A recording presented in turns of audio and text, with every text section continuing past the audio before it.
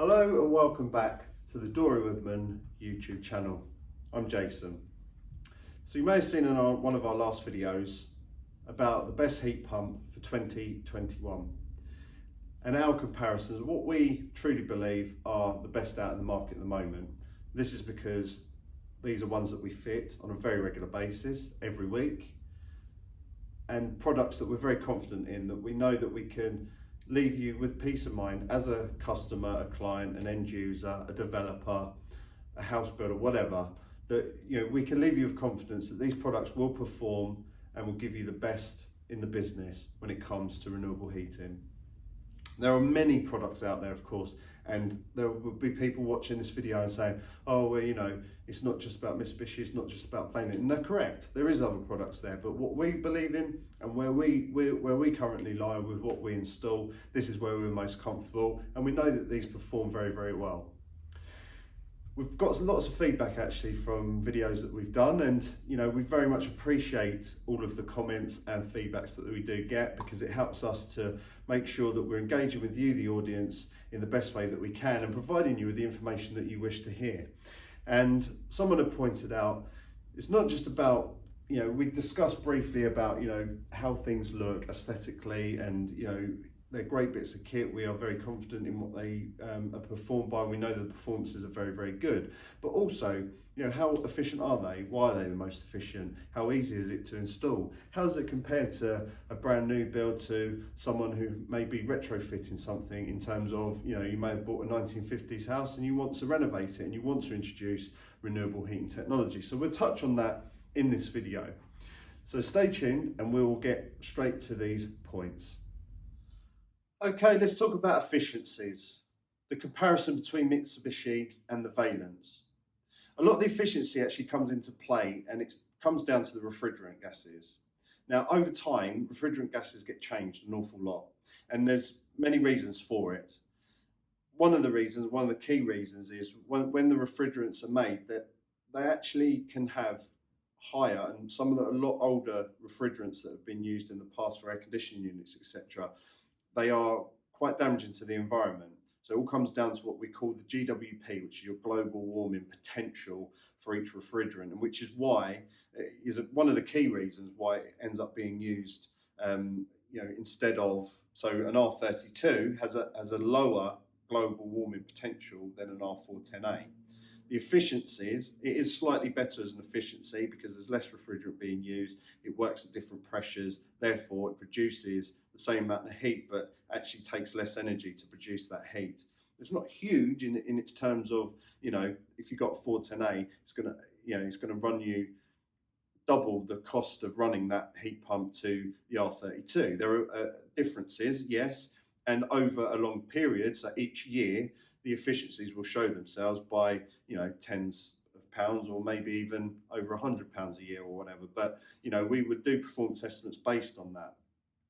And what I mean by these global potential or global warming potentials are, for instance, it gets reviewed very, very often. So quite often then, the F-gas body will then have to say, well, look, we're going to have to take this out of production because it's, we're trying to save the planet here. Not only are the heat pumps working efficiently and, reducing that carbon footprint, but also the gases have to be efficient and produce less CO2 for the atmosphere should it ever get released. I'll give you an example. GWP is basically measured of CO2 per kilogram. So what its potential CO2 is per kilogram. Now, for 1 kilogram of R410A released into the atmosphere, it produces over 2,000 kilograms of CO2. The R32 is 675 kilograms of CO2 should something happen that gets released into the atmosphere. Vailant use an R290. I think the reason why they use the R290 now is because eventually the R32 will end up being replaced. It won't be around for a huge amount of time, in terms of when they're producing new product. Therefore, the R290 will be longer standing because it has such a low global warming potential. That global warming potential is 3. So to even make that even simpler, just to kind of really give you an idea of, what difference does that make? Well, if you release 1.8 kilograms of R410A into the atmosphere, it will produce 3,760 kilograms of CO2. That's the equivalent of a flight between London and Kuala Lumpur. It's quite a long way. I don't know the exact mileage, but you can imagine you'd be on the plane for quite a few hours. If the same amount of refrigerants of 1.8 kilograms of R290 was released from the Vailant, if that refrigerants released into the atmosphere is 5.4 kilograms. So 3,700 odd compared to 5.4. That's the equivalent of a 15-mile trip or 15-minute trips or in a petrol car. So, it all comes down to these. These are massive factors when it comes to producing this technology and moving on. And we're all about saving the planet, okay? But yes, they do actually provide, more efficiencies, which is why they use specific refrigerants for it. Now, the R290 on the Vailant is a flammable and explosive gas, so it's a propane.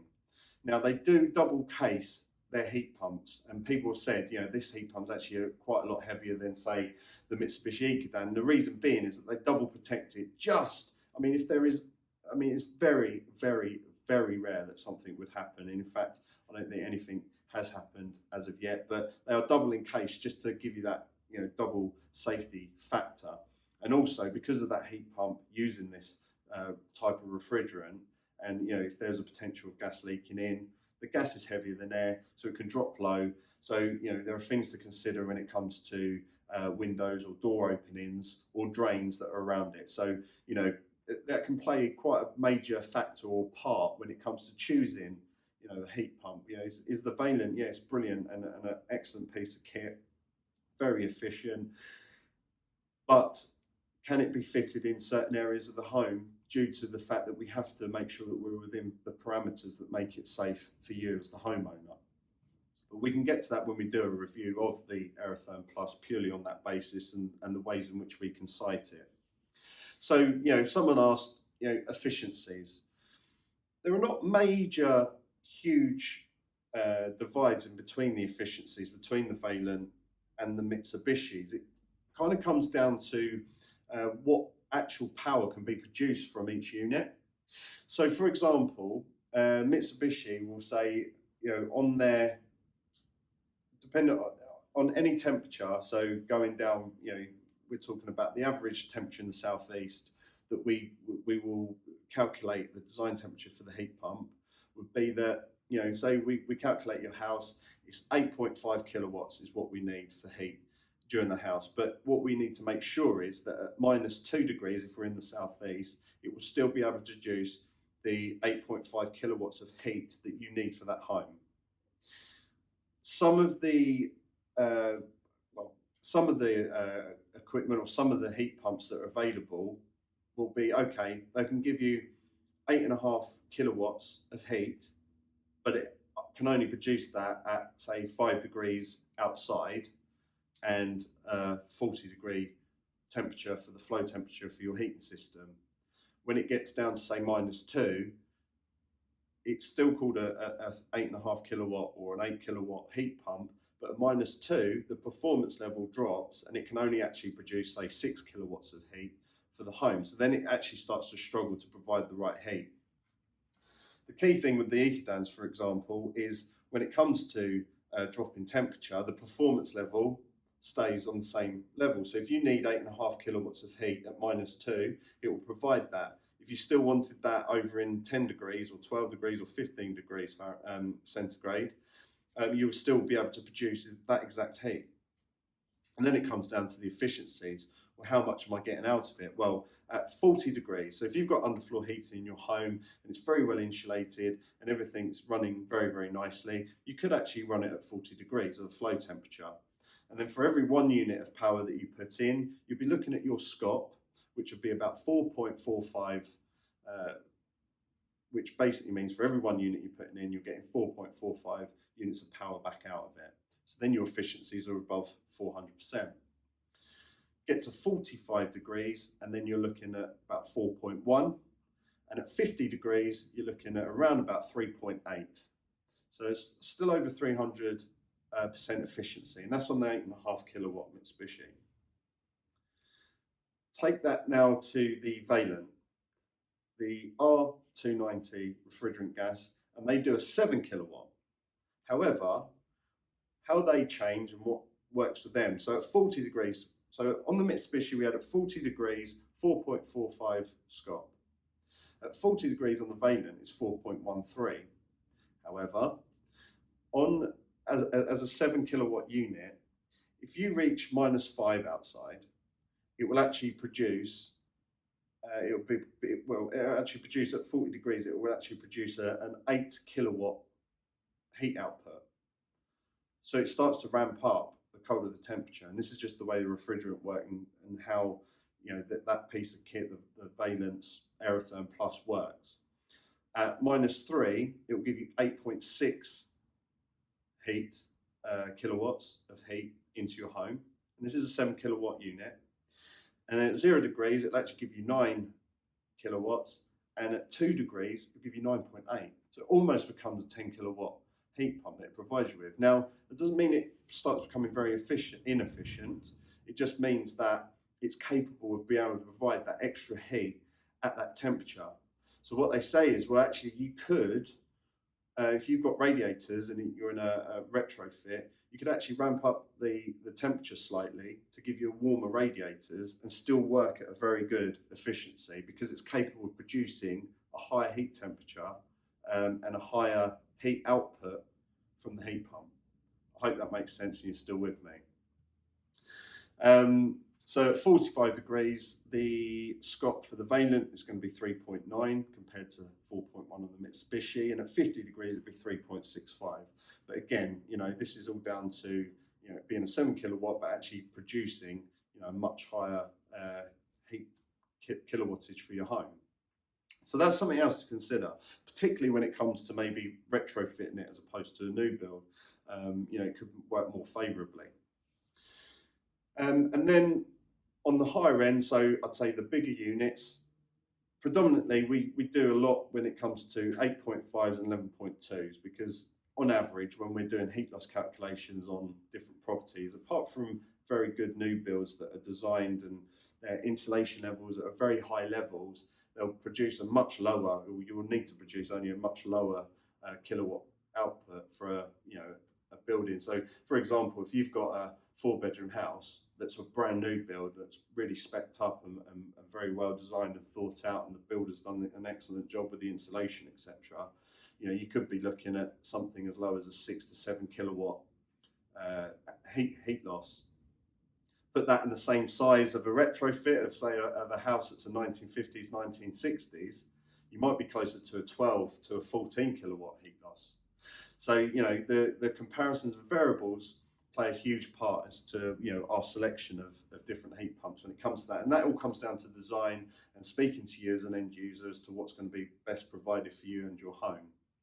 So then looking at the 11.2s then. So the 11.2, and in fact, I've discussed this on the last episode, the 11.2 on the Mitsubishi Ecodan will be the same size as this. It won't grow. It won't be any bigger. It'll be still a single fan unit. So that can be favourable when it comes to kind of aesthetics and placement, being under a window and where it can actually go in the property. Vailant, from their step up from the 7 kilowatt, is a 10 kilowatt.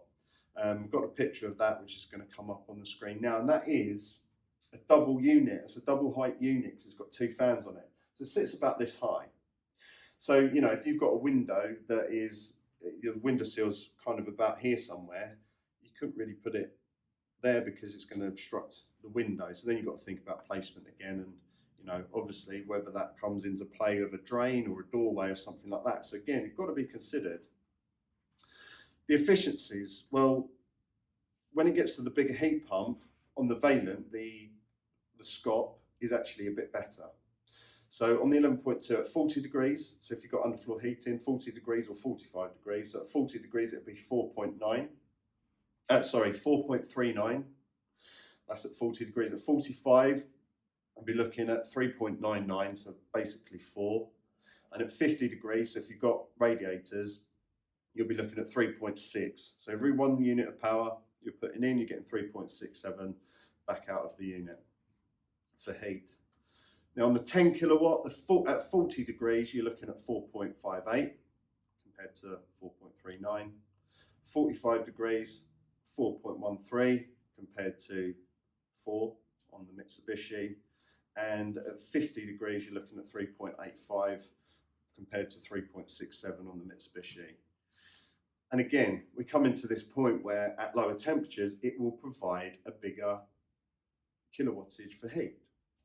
So a 10 kilowatt heat pump, now at -5, it drops slightly and it'd be a 9.4 kilowatt. At -3, you'll get your 10 kilowatts. At 0 degrees, it will actually start giving you, or have the capability of giving you 11.3 kilowatts of heat, and 12 kilowatts when it comes to 2 degrees. So as we start getting a little bit warmer, it will actually be capable of providing a 12 kilowatt heat output from the heat pump itself, even at 10 kilowatts. Whereas again on the Mitsubishis at 11.2, if you go to -2, it will still produce 11.2 kilowatts of heat at -2, and you can still get the same when you're getting and ramping up the temperatures. So on that performance level, when you're talking about 0.1 or 0.2 of the efficiency when it comes to what it's producing and what scope we're actually going, the annual running costs then actually don't change an awful lot. I'll give you an example. So we had a new build. We put in an 11.2 kilowatt Mitsubishi, and on the new build, the annual running cost was around about, calculated to be around about £1,700 a year. Okay, so that's, you know, looking at say oil and gas, you know, how much you're going to be paying, and that was quite a large new build as well. So it was a 4-bed new build with 3 bathrooms. On the same principle, so we've done a retrofit, 11.2 kilowatt Mitsubishi, and it went up slightly on the annual running cost, and that was because we were providing a slightly higher temperature for heat because of the radiators, and that it was a retrofit, so it's not going to be quite at that same insulation level. But again, compared to about £1,700 on the new build, we're talking about £1,800 on this retrofit of the 11.2. So still working very efficiently and very, very well. Now, that also comes down to the fact, you know, who are your providers when it comes to electricity? You know, are you getting the best tariffs? Are you looking at the best options? Because obviously you're taking away the gas or the oil that you would normally use, or LPG, to heat your home, and you're having to replace that with electricity. Electricity, again, you know, you've got to make sure you're on the right tariffs and that you're, you know, set up to make sure it's at its optimum efficiency. And then looking at a Vaillant and a Mitsubishi, so we had a 7 kilowatt Vaillant going into a new build, and the annual running cost for that new build, which was a 3-bedroom, it had underfloor heating, and it had a couple of radiators on the upstairs as well, and the annual running cost of that was about £1,200 a year calculated. And then we had another new build on the Mitsubishi, which was an 8.5 kilowatt Mitsubishi, and the running cost was around about the same. It was like £1,250 per year as a running cost. Now what we do a performance estimate, and that performance estimate will give you the average running cost for the annual usage. Now that comes down to, you know, you working efficiently at home and making sure that, you know, you're not trying to use it as a boiler would, and you're like, I really want to ramp this temperature up to, you know, 55, 60 degrees to get my, you know, really cold or whatever. Like, I really like it really hot in my home. Well, you have to change your perspective of how you want to run a heat pump, for example. It's all about the nice ambient temperatures and making sure that you're comfortable at home. And then you can actually run very efficiently. And the whole product as well, the whole principle of the renewable isn't about trying to beat natural gas prices, because that just won't happen. It's really about how much your carbon footprint is and how you're impacting the environment. Climate change is a huge part of what's going on at the moment. We're in 2021. There are so many targets in which we've got to meet to tackle climate change, and using renewable heating technology is so important. So, moving on from the SCOPs, it was mentioned as well, how loud are they? Well, or Well, how do they compare for loudness, the Vaillant to the Mitsubishi? Well, the Mitsubishi's decibels, so from 1 metre away, the decibels on the Mitsubishi, both on the 8.5 and the 11.2, is 45. And if you look at some of the other videos on the channel, you'll see, and I've been very close, I've even had a camera with a microphone sat on top of the heat pump as it's working, and you can barely hear it. And it was running flat out. Like, it was just ramping up to, we just kicked it in, so it was ramping up to start providing the hot water, and then we were switching it over to heating. So it was really quite significant, but you could barely hear the unit. It was a very good way to kind of show you, you know, what sort of levels of sound that you'd be expecting. So that's on the Mitsubishi. On the Vailant, so the 7 kilowatt Vailant is 47 decibels. So there's only 2 decibels in it, so very, very, very close. Like I said, the 11.2 on the Mitsubishi, 45 decibels again, because it's basically the same size unit. It just has a bigger capacity on the 11.2. And on the 10 kilowatt Vailant, remember I said it was a bigger unit, so it's a double fan. You see the picture earlier. The double fan unit is going to produce slightly more when it comes to sound, because there's 2 fans operating, and it's at 52 decibels. Now, I have actually got a video on Instagram page, and again, when you're standing next to it, it's so very quiet. I could talk at this level and you barely hear the units. So, you know, they were producing these units with considerations not only to the CO2 pollution from, you know, boilers, but for noise pollution. You know, we want to make sure that people know that it's not going to be annoyance to their neighbours. It's not going to be annoyance when they're trying to watch TV or settle down for the evening and read a book, that they don't want to be hearing this, you know, loud hum from their refrigerated heat pump unit, which is providing heat for their home or hot water. It won't happen. Honestly, you will barely hear it at all. And you can see some of our videos to check that out. Warranties, another thing, peace of mind warranties. So what do we get? Well, on the Mitsubishis, they provide a 5-year warranty on their components. Okay, so 5 years, which I think is pretty standard actually, and they're very good. And I know that, you know, if anything's ever happened and you're at that 5-year point where you've just gone past it, you know, Mitsubishi are very, you know, it's all about product and brand for them. And I'm sure that, you know, there's been many instances where if something has gone awry that, you know, shouldn't have, you know, they don't want to just go, oh, it's tough, you're out of the warranty period if it's so very close. You know, they want to know why it's failed. It's not, you know, it's not about having a component or something running for 5 years and then let it do what it wants. They want these heat pumps to be lasting for like 15, 16, 17 years without any problems. You know, if it's maintained, looked after, operating properly and correctly, and anything that's unsightly or something that could be a problem later on is looked at and treated early on, then you're going to have less problems moving forward. Vaillant, on the other hand, they offer a 7-year warranty. 7 years.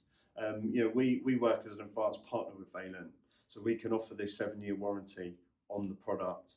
So again, you know, it kind of gives you that extra peace of mind when it comes to the components. Vaillant, 140 years in the making. Heating components and ancillaries are what they know. It's what they've been doing for years and years and years. So you know you've got peace of mind when it comes to Vaillant's products as well. So the other question was about installs. You know, how does it compare to a retrofit, to a new build, to a 1950s house, to a house that was built 10 years ago? Honestly, I couldn't go through every single scenario because it would just take me forever.